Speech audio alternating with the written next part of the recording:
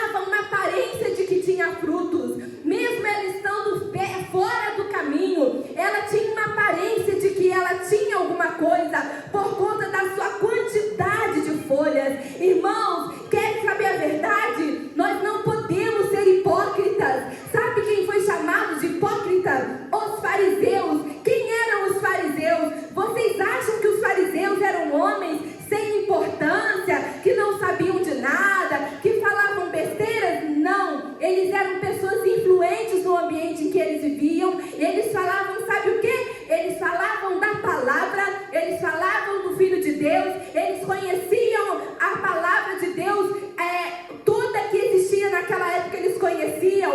A Bíblia vai dizer assim, que eles andavam com as suas roupas cheias de franjas. Sabe por quê? Aquelas franjas que eles carregavam nas roupas era como se fosse o terço ou o rosário das pessoas católicas, né? Porque eu sei que tem eu nunca fui católica, se eu falar alguma besteira, os católicos me perdoem, né? Porque eu realmente não sei. Mas eu penso que aquelas bolinhas ali, eles vão contando, não é isso? Quantas vezes eles rezam ali, aquelas rezas que eles fazem.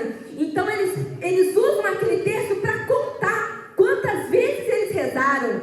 Mas os fariseus usavam muitas franjas, porque quanto mais franjas eles tinham nas suas vestes, queria dizer que mais oração eles faziam. Então quando você via um fariseu andando com tantas franjas na roupa, a roupa estava até pesada de tanta franja, o que se entendia? Oh, como esse homem ora! Nossa, como ele é santo! Olha quantas franjas tem naquela roupa, por isso ele é muito santo. Então as pessoas tinham eles em altíssima consideração. Mas o que Jesus falou sobre eles? Jesus falou que eles eram hipócritas, porque eles usavam, irmãos, artimanhas para mudar os mandamentos de Deus e usando de malícia para dizer o que eles não cometiam pecado, quando na verdade eles faziam coisas que eram abomináveis aos olhos do Senhor, mas tinham a aparência de santidade, tinham a aparência de que eram homens de Deus.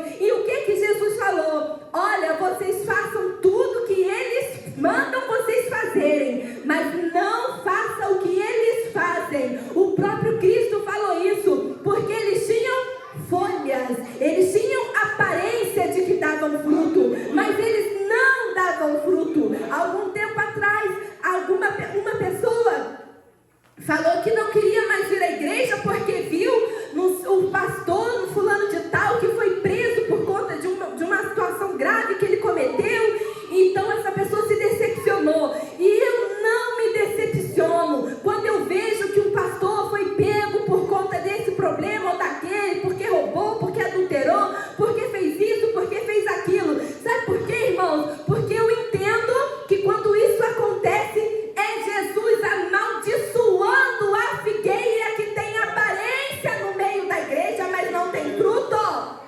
Aleluia! O crente que vive na palavra, ele não se escandaliza. Eu não vou dar conta de ninguém da minha casa, eu vou dar conta da minha vida. Então não se escandalize se o fulano, se o Beltrano, não se escandalize se você vê amanhã um crente que você viu pregar aqui nesse púlpito, fazer fogo cair do céu. Se você vê ele amanhã lá na rua, não se escandalize. É Cristo amaldiçoando a figueira. A figueira que está no meio da igreja, com aparência que tem fruto, com aparência que tem alimento, mas quando é procurada por aqueles que precisam de alimento, não encontram nada. Aleluia! Bendito é o nome do Senhor.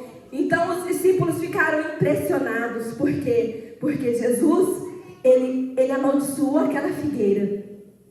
Em outro texto vai dizer que no outro dia os discípulos passaram por essa mesma figueira e eles perceberam que ela estava seca. E eles ficaram espantados com aquilo. Mas olhe bem, esse tempo dessa figueira, esse tempo vai chegar para todos nós. Vai chegar para todos nós. Jesus está olhando para todos nós nessa noite. Jesus sabe por que você vem à casa dele todos os dias. Você sabia que em algum outro momento Jesus falou para a multidão assim: vocês me seguem não pelas palavras que eu digo, mas pela comida que eu ofereço a vocês. Existem pessoas que servem a Deus por conveniência. Às vezes a pessoa serve a Deus porque ela nasceu na igreja, ela viveu a vida inteira na igreja, então ela não consegue se encaixar em nenhum outro lugar. Mas quando a gente vai conversar com ela, a gente percebe que ela não é crente de verdade.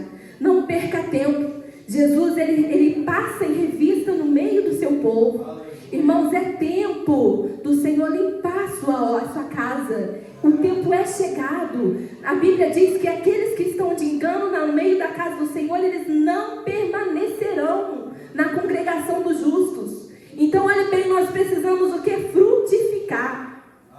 Em João, no capítulo 15, é um texto muito conhecido, mas eu gostaria de meditar com vocês em alguns versículos desse texto. Está dizendo assim, olha, eu vou ler aqui rapidinho, depois o irmão vai colocar ali, vocês acompanham. João capítulo 15, diz assim, Deus abençoe. Eu sou a videira verdadeira e meu pai é o lavrador. Toda vara em mim que não dá fruto, atira e limpa toda aquela que dá fruto para que dê mais fruto. Aí Jesus fala, olha, vós já estáis limpos pela palavra que vos tenho falado.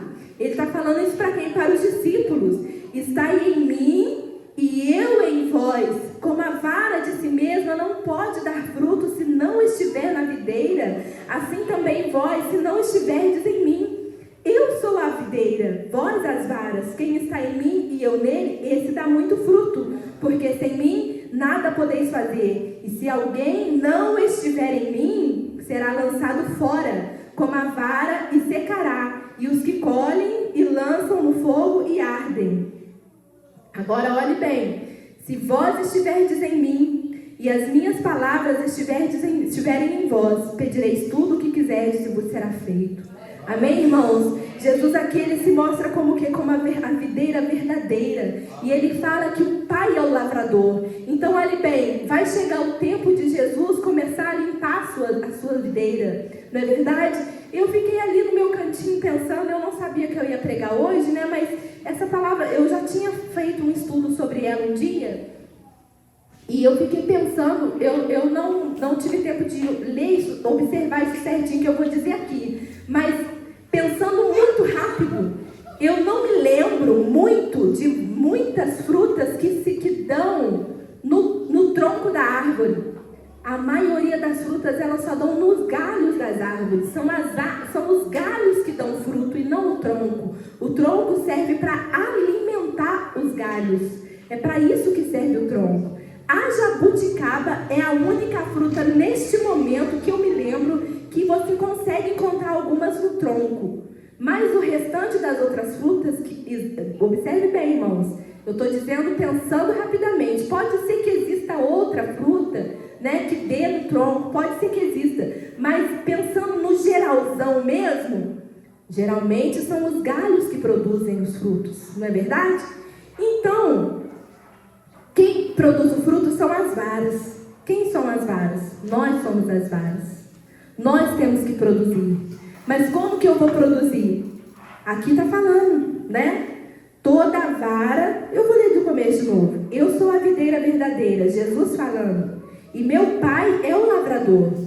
Toda vara em mim, olha, toda vara que não dá fruto, atira e limpa toda aquela que dá fruto para que dê mais fruto. E Jesus fala, vocês já estão limpos pela minha palavra, pela palavra que eu tenho falado. Por que Jesus fala isso para os discípulos? Ele está querendo dizer para os discípulos o quê? Que não tem nada que impeça você de dar fruto, porque você já foi limpo, você está limpo, você está preparado, você está pronto. Então, obrigatoriamente, se você está em Cristo e Cristo está em você e você já foi limpo pela palavra, obrigatoriamente você tem que produzir, irmãos. É o natural, é um processo natural. Ele não precisa fazer mais nada. Tudo que precisava ser feito, já foi feito. Você está pronto para produzir. É isso que ele está dizendo. Não precisa mais uma pessoa sair lá da China e chegar aqui e pôr a mão na sua cabeça e falar, irmão, vai pregar o evangelho, Deus quer te usar, você vai ser... Não precisa mais. Você já está limpo pela palavra que vos tenho falado.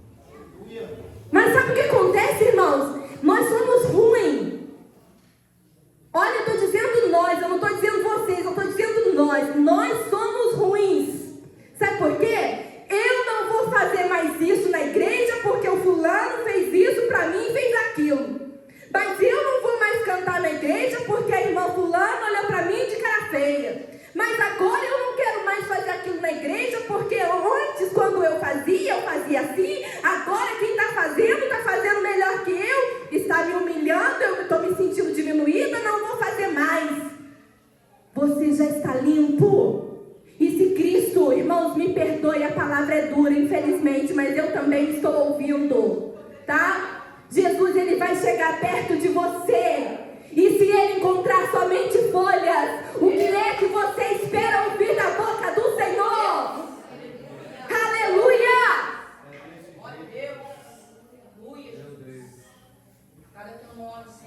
Olhe bem. Eu não tenho mais tempo. Olhe bem. Agora eu vou meditar no versículo 7. Que para mim ele é fantástico, ele é lindo, ele é maravilhoso. Se vós estiverdes em mim, pedireis tudo o que quiserdes e vos será feito. É isso? É isso? Tá faltando um pedacinho, não tá? Esse pedacinho é importantíssimo. Olhe bem. Se vós estiverdes em mim, e as minhas palavras estiverdes em vós, pedireis tudo o que quiserdes e vos será feito. Quando eu li isso aqui, eu até marquei aqui na minha Bíblia. Eu fiquei pensando. E eu me lembrei que uma vez eu era criança, eu e meu irmão, o Batata, o irmão Antônio conhece, meu irmão mais novo. Nós dois subimos num pé de goiabeira, no mesmo pé de goiabeira. E ele pisou num galho lá, e quando ele pisou naquele galho, ele caiu, ele deslizou na árvore inteira. E quando chegou lá no finalzinho, eu já estava lá apavorada, né? Porque, logicamente, iam apanhar os dois, né? Obviamente, né? E aí ele conseguiu, no finalzinho da árvore, ele levantou o braço, agarrou um galho lá mais forte um pouquinho do que ele tinha pisado, e ele não caiu. Eu falei, graças a Deus, escapei dessa vez. Dessa vez eu escapei, né? Irmãos, e aí eu fiquei pensando, por que é que não, em uma mesma árvore, existem galhos fortes, bonitos, saudáveis, viçosos, com frutos, mas a mesma árvore também tem galhos secos. Tem galhos que não têm fruto, na mesma árvore tem galhos que têm muitas folhas e tem galho que não tem folha. E aí eu fui pesquisar e eu entrei no site da Embrapa e procurei lá procurei sobre as oliveiras, e lá eu li que quando um galho está seco, ele está seco porque ele não está recebendo a seiva. E é por isso que ele seca na árvore. E aí eu entendi, irmãos, que às vezes há galhos dentro da casa de Deus que eles parecem que eles estão ligados na videira. Parece sim, parece. Mas se você fizer isso aqui nele, ó, ele quebra. Sabe por quê? Porque ele não está recebendo a seiva. Sabe o que é seiva? É o alimento que as árvores usam para sobreviver, para ficarem vivas, para dar frutos. E sabe o que é a seiva do crente? A palavra. Quando o crente está dentro da casa de Deus e ele faz isso aqui, ó, ele fecha o ouvido para a palavra. Hoje é a irmã Camila que vai pregar, vou nem escutar, fechou o ouvido para a palavra, né? Mas hoje é o pastor Rogério que vai pregar, Deus me livre, fechou o ouvido para a palavra. Não faça isso, porque a palavra de Deus, ela tem poder, ela é poderosa. É por isso que Jesus falou, mesmo que seja um fariseu pregando, escuta o que ele está falando e faça o que ele manda você fazer, mas não faça o que ele faz. Por isso, irmãos, que a gente tem que ter temor da palavra de Deus. Hoje mesmo o pastor colocou um vídeo lá no grupo, eu raramente assisto lá, mas hoje eu assisti, e estava falando, o pastor Osiel falando sobre o Salmo 119, uma mensagem linda, porque a palavra alimenta, a palavra vivifica, a palavra ilumina, a palavra, irmãos, é o nosso alimento. Então, olhe bem, não seja um galho que está com a aparência de que está ligado na videira, mas fique firme na presença do Senhor. Sabe que aqui está falando isso, irmãos. Para a gente dar fruto, a gente tem que estar o quê? Se eu estiver em Cristo e as palavras de Cristo estiverem em mim, eu vou dar fruto. Eu preciso estar em Cristo e Cristo precisa estar em mim. Eu preciso receber esse alimento que é a palavra de Deus. Eu preciso dar ouvido à voz da palavra que vem através da palavra de Deus. Preciso que essa palavra, permitir que essa palavra dê fruto em mim primeiro, para depois eu produzir. Não seja tolo. Não pense que por você ser crente há não sei quantos anos, você tem benefícios. Você não tem. A palavra que serviu para essa figueira naquele dia, que ela foi amaldiçoada, serve para todos nós. Porque Jesus está olhando para todos. E vai chegar um tempo em que Ele vai cobrar de nós aquilo que Ele colocou nas minhas mãos e nas suas mãos. Aquilo que Ele deixou para você fazer, aquilo que Ele deixou para eu fazer. Ele vai cobrar de cada um. E por quê? Porque Deus é carrasco? Não. Porque Ele é um Deus zeloso. A obra de Deus, ela não pode ser levada relaxadamente. Nós não estamos falando de algo. Olha, irmãos, eu trabalho. E eu trabalho, quando chego no final de mês, eu conto o que eu vou receber, porque eu trabalhei o mês inteiro. Agora, eu não posso, irmãos. Sabe o que Davi falou para Deus? Torna daí em mim, ó Deus, um espírito voluntário. Alguém lembra desse versículo? Quem lembra? Alguém lembra? Você lembra, irmã Camila? Espírito voluntário. O que é um voluntário, irmãos? Quando teve aqui as Olimpíadas no Brasil, muitas pessoas se inscreveram para ser voluntários. O voluntário, ele trabalha sem esperar receber nada em troca, porque ele não é um empregado, ele é voluntário. Ele vai e oferece o que ele tem de melhor. O que um voluntário faz? Ele faz o que é preciso ser feito. Ele não exige fazer essa função ou aquela, porque não precisa ter qualificação para ser um voluntário. Se eu quiser ser voluntária, eu posso ser voluntária em um evento, oferecendo um alimento para aqueles que estão ali fazendo trabalho. Eu posso ser voluntária oferecendo a minha força de trabalho, limpando o chão talvez. Eu posso ser voluntária às vezes sendo uma tradutora, quando eu recebo pessoas de outro país e ali não tem pessoas suficientes que falam aquele idioma. Então o voluntário, ele trabalha por prazer, sem esperar receber nada em troca, somente pelo prazer de participar. Nós precisamos ser voluntários na casa do Senhor, irmãos. Fazer por amor. Fazer pelo que o Senhor fez por mim. E não porque Ele quer me abençoar, Ele vai me dar isso, Ele vai me dar aquilo. Porque se eu estou em Cristo, e se Cristo está em mim, e se eu já estou limpa pela palavra, eu estou pronta. Eu preciso produzir, obrigatoriamente eu preciso produzir. Então olhe bem, Jesus, Ele chamou a todos, mas Ele chamou a todos para que deem frutos. Essa é a nossa missão. Essa não é a missão dos anjos. Essa é a nossa missão. Cumpra bem a sua missão no reino de Deus e você será recompensado por Deus. Amém? Eu agradeço a oportunidade em nome de Jesus. Irmãos, 51:12, Salmo, é isso? O irmão leu aqui, achou ali, 51:12, que a irmã Silvana falou aqui. Torne da alegria da salvação e sustene com o espírito voluntário. E essa palavra, ela sempre falou no meu coração, irmão. Dou graças a Deus. Estou vendo a irmã Ivone, o irmão Vicente. Hoje eu tive com um pessoal lá em Itaiandu, ele passei, eles ficaram encarando em mim assim, perto do fogo, tem uma loja de